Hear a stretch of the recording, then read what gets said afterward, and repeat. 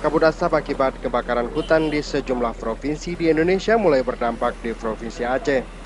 Kabut asap pekat mulai terlihat sejak 2 hari terakhir di sejumlah kabupaten kota di Aceh. Selain mengganggu aktivitas warga, kabut asap juga mulai berdampak pada jarak pandang pengendara di jalan lintas Aceh, Sumatera Utara. Para pengendara harus ekstra hati-hati saat melewati tikungan di Pegunungan Selawa, Aceh Besar.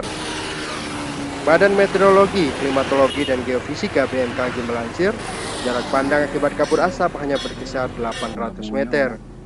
Meski begitu, kabut asap belum mengganggu aktivitas penerbangan di sejumlah bandara di Aceh.